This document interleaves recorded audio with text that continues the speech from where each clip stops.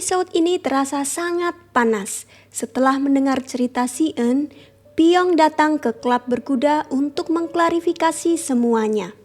Sementara itu, Ami dan Yushin sedang mempersiapkan diri untuk kencan terakhir di sana. Tapi dasar keberuntungan lagi-lagi ada di pihak Yushin. Tiba-tiba HP Ami berdering, ternyata sutradara filmnya memintanya untuk menghadiri rapat. Setelah Ami pergi, Yushin kaget dengan kedatangan Pyong yang langsung bertanya tentang rumor yang didengarnya dari Si Eun. Tentu saja Yushin berkelit, malah menyalahkan Haeryeon. Sekali lagi Pyong termakan oleh omongan Yushin. Kalau ada hal yang janggal dari drama ini adalah hantu Shin Kirim. Dia mengawasi Dongmi yang ingin tinggal bersama anak dan menantunya. Apa kaitan hantu ini dengan berbagai cerita di dalam drama ini? Hal logis apakah yang seorang hantu bisa lakukan? Nampaknya kita harus menunggu penjelasannya di episode berikutnya.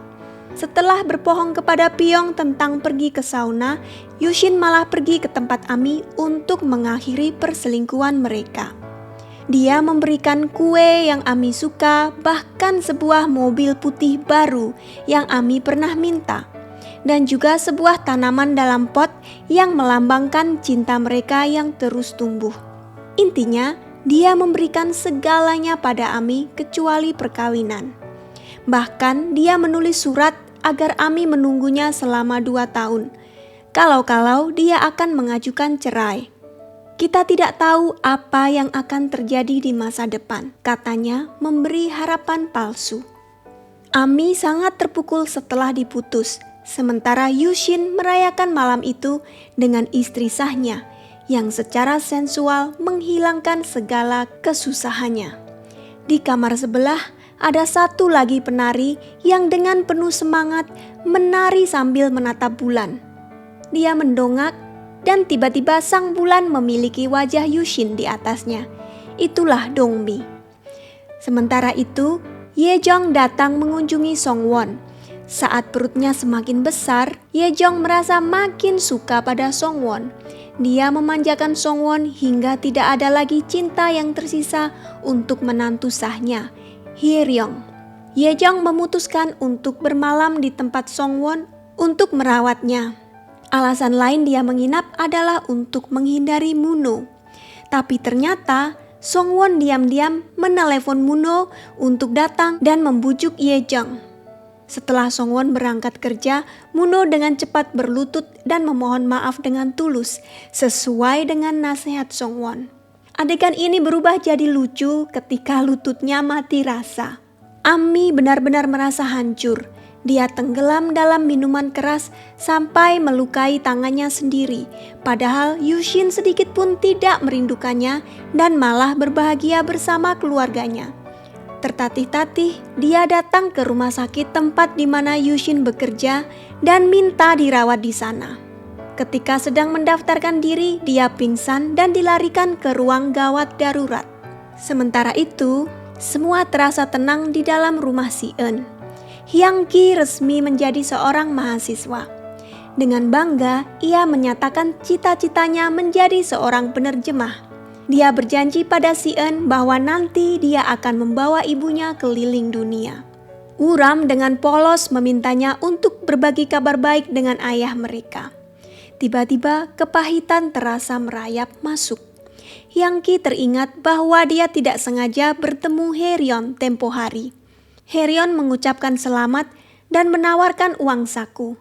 Tapi dia menolak dan langsung menyuruhnya menggunakan uang itu untuk pernikahannya saja. Selanjutnya, sekali lagi Haeryeon gagal hamil. Sementara itu, orang tua Sahyeon menemani Songwon untuk pemeriksaan kehamilan bulanan. Setelah itu, mereka bertiga pergi makan malam bersama di restoran langganan keluarga mereka, Sobeksan.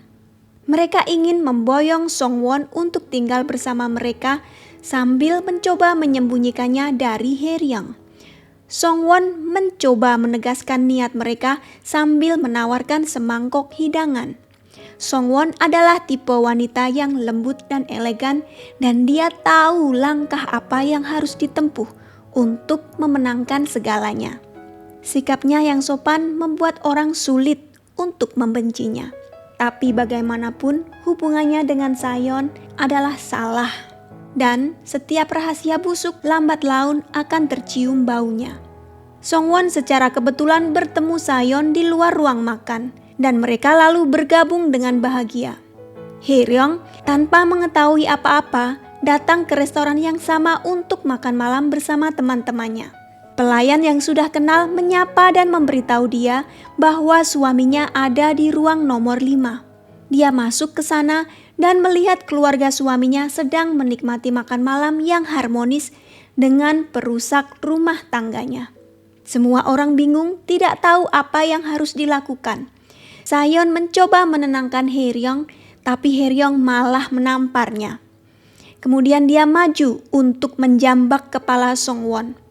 Hae-ryong marah besar, merasa tertipu dengan keluarga suaminya yang selama ini katanya ingin dia rujuk kembali dengan Sayon.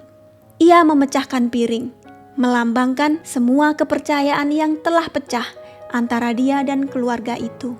Dia sampai siap menyakiti Songwon sampai Muno menghentikannya. Yang paling menyakitkan tentu saja bahwa semua orang berpihak pada Songwon karena dia hamil. Semakin lama drama berjalan, Hae-ryong digambarkan tidak sesopan Songwon. Dan ini juga jadi alasan kenapa orang tua Sayon lebih suka pada Songwon. Rasanya penulis drama ini terlalu mendorong image Hae-ryong sebagai istri yang buruk, sementara menempatkan Songwon sebagai wanita yang sempurna. Bagaimanapun, tidak ada yang memaksa Sayon untuk menikahi Hae-ryong. Itu adalah pilihannya sendiri. Di tengah badai ini, akankah Hae-ryong tetap memilih untuk mempertahankan pernikahannya? Kita lihat di episode berikutnya.